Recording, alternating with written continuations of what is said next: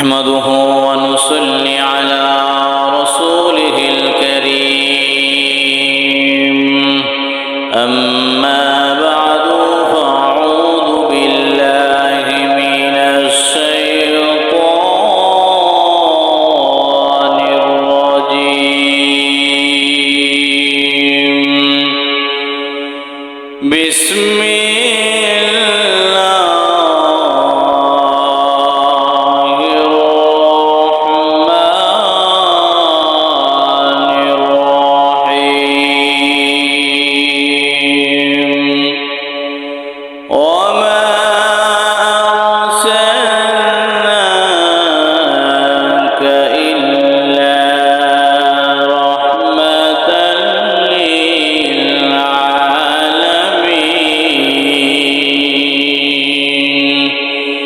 بارك الله لنا ولكم في القرآن العظيم ونفعنا وإياكم بالآيات والذكر الحكيم صلى الله على سيدنا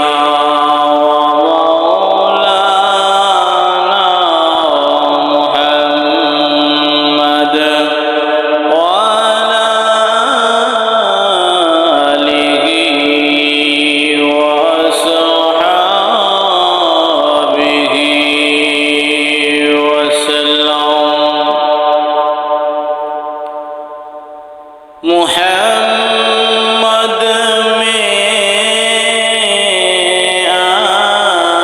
आकर कुफ्र को मिटाया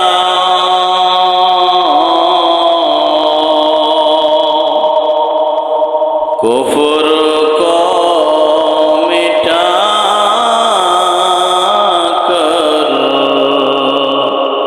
सदाकत बहलाया बलगल उला बिकमालिही कशफत दुजा बिजमालिही हसनत जमीउ खिसालिही सल्लु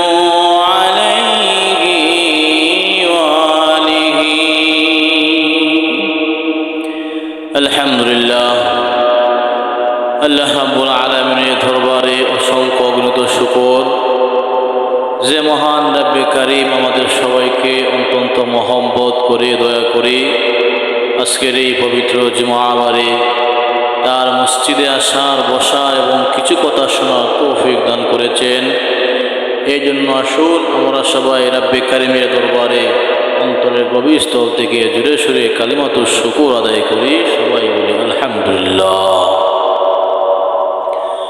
সম্মানিত উপস্থিতি, আমি আপনাদের সামনে মানবতার মুক্তির সনদ মহাগ্রন্থ আল কোরআন থেকে একখানা আয়াতি কালিমা তিলাওয়াত করেছি।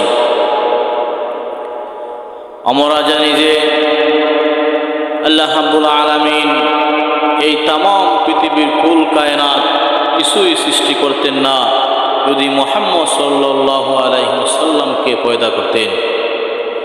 এই জন্য আসুন মহান রব্বে কারীম তার পবিত্র কোরআনে বলতেছেন, নিশ্চয় আমি মুহাম্মদ সাল্লাল্লাহু আলাইহি ওয়াসাল্লামকে তাম পৃথিবীর জন্য মডেল স্বরূপ বানাইলাম।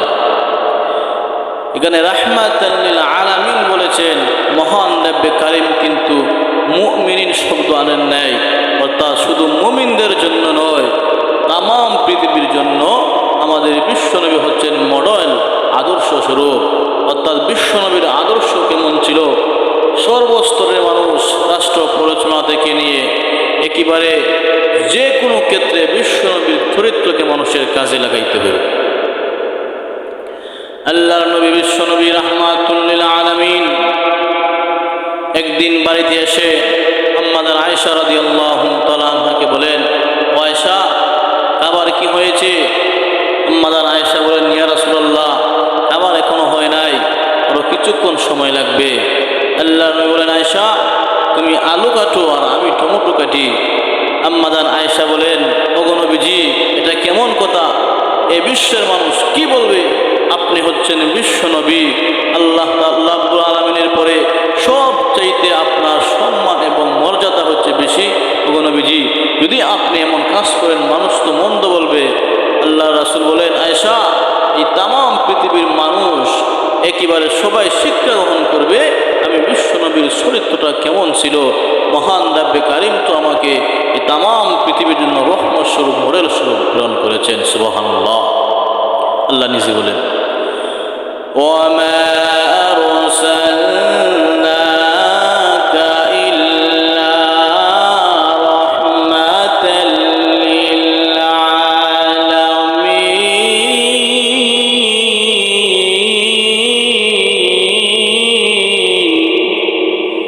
আমি মুহাম্মদ সাল্লাল্লাহু আলাইহি সাল্লামকে তাম পৃথিবীর জন্য রহমত স্বরূপ প্রেরণ করিলাম। শুন, আল্লাহর নবী বিশ্ব নবী রাহমাতুল লিল আলামিন একদিন আম্মা জান আয়েশাকে নিয়ে শুয়ে আছেন। আল্লাহর নবী এমন সময় আম্মা জান আয়েশাকে প্রশ্ন করলেন, ও আয়েশা আজ এই রজনীতে তুমি আমার কাছে যা চাইবা আয়েশা আমি তোমাকে তাই দেব। সুবহানাল্লাহ। আম্মা জান আয়েশা বলেন, ইয়া রাসূলুল্লাহ সত্যি কি আমাকে দিবেন? আল্লাহর রাসূল বলেন, হে আয়েশা তুমি আমার কাছে চেয়ে দেখো, তুমি যা চাইবা এই রজনীতে আমি তোমাকে তাই দেব। আম্মা জান আয়েশা রাদিয়াল্লাহু তাআলা আনহা বলেন, ইয়া রাসূলুল্লাহ ইয়া হাবিবাল্লাহ, ওগো আল্লাহর নবী আপনার কাছে আমি দুনিয়ার কোনো ধন সম্পদ চাইব না। ওগো নবীজি দুনিয়ার কোনো সোনা দানা চাইব না। আপনার কাছে আমি চাইব না গো আমাকে 14 বছরের একটি সোনার নেকলেস বানাইয়া দেন। ওগো আল্লাহর নবী আপনার কাছে আমি চাইব আপনি মহান আল্লাহর কাছে দোয়া করেন, মহান আল্লাহ যেন আমাকে জাহান্নামের আগুনে না জ্বলায়। আয়েশার চিন্তা হলো, ইয়া রাসূলুল্লাহ আপনি মহান রাব্বে কারিমের দরবারে দোয়া করেন, মহান রাব্বে কারিম যেন আমাকে জাহান্নামের আগুনে না জ্বলান।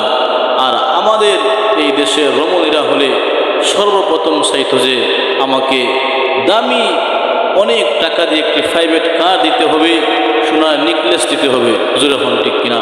কিন্তু আম্মা জান আয়েশা বিশ্ব নবীর কাছে সুযোগে উনি বললেন, ইয়া রাসূলুল্লাহ আপনি আল্লাহর কাছে দোয়া করেন মহান আল্লাহ যেন আমাকে জাহান্নামের আগুনে না জ্বলায়।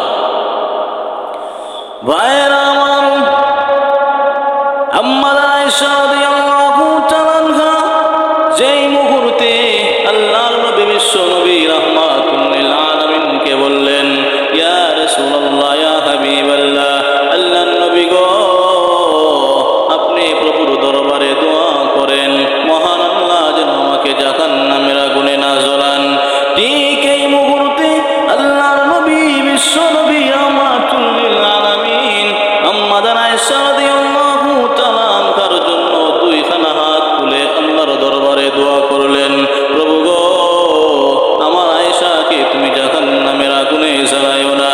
আল্লাহর নবী যখন আম্মা জান আয়েশা রাদিয়াল্লাহু তাআলা আনহার জন্য এমন দোয়া করলেন, এমনি আম্মা জান আয়েশা রাদিয়াল্লাহু তাআলা আনহা খুশিতে আত্মহারা হয়ে আনন্দে আত্মহারা হয়ে উনি হাসতে হাসতে একবারে মাটিতে পড়ে গেলে। আল্লাহর রাসূল বলেন, ও আয়েশা আমি তোমার জন্য কত সুন্দর একটি দোয়া করলাম, আয়েশা গো তুমি এমন কাজ কেন করলা? তুমি একেবারে খুশিতে আনন্দহারা হয়ে হাসতে হাসতে তুমি মাটিতে পড়ে গেলা।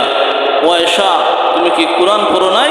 মহান আল্লাহ কোরআনে বলেছেন, فَلْيَضْحَكُوا قَلِيلًا وَلْيَبْكُوا كَثِيرًا।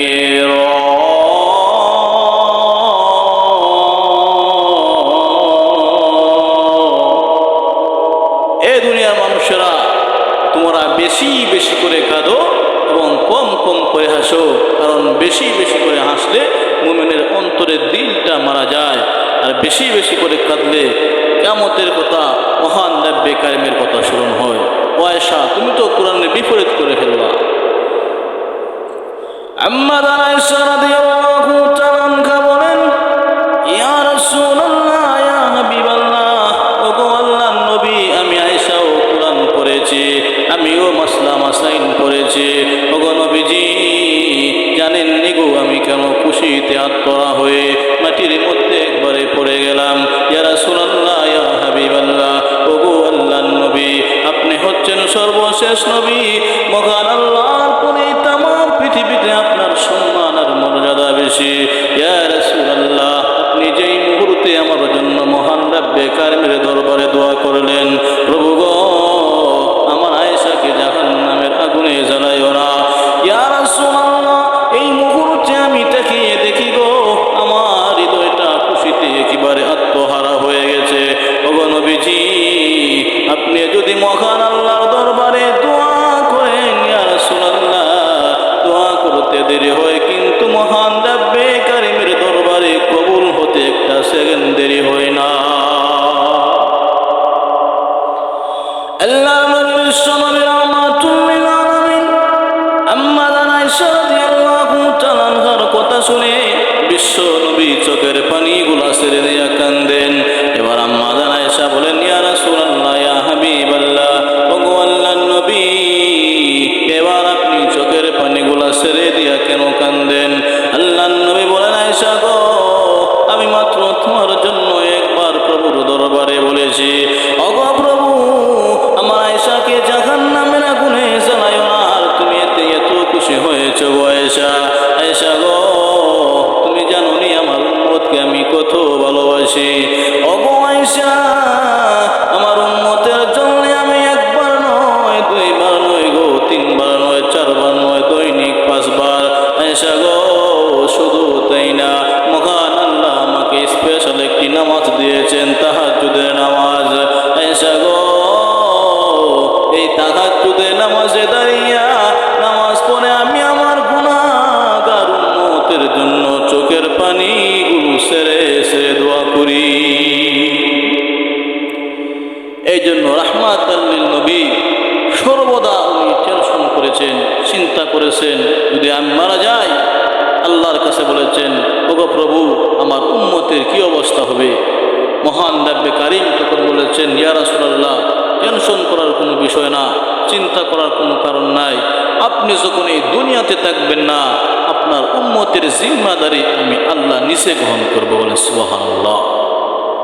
এই জন্য মহান রব্বে কারিম রাসূল সাল্লাল্লাহু আলাইহি সাল্লামকে আমাদের জন্য রহমত স্বরূপ বানাইলেন, যে এই দেশের সর্বস্তরের মানুষ বিশ্বনবীর চরিত্র দেখে তারা শিক্ষা গ্রহণ করবে এবং সমাজে তা আল্লাহ রাসূলের চরিত্রকে মানুষ বাস্তবায়ন করবে। এই জন্য আল্লাহ রাসূল বলেন, আমার সাহাবায়ে কেরাম, আমি একদিন থাকবো না, কিন্তু আমি তোমাদের কাছে 2টা জিনিস রেখে যাব। একটা হচ্ছে আল কোরআন, আর একটা হলো আমি বিশ্বনবীর জীবনে আদর্শ অর্থাৎ সুন্নতে রাসূলুল্লাহ। যদি তোমরা এই 2টা জিনিসকে আঁকড়ে ধরতে পারো, তাহলে তোমরা পথভ্রষ্ট হবে না। এই জন্য আসুন মহান রব্বে কারিম আমাদের সবাইকে রাসূল আকরাম সাল্লাল্লাহু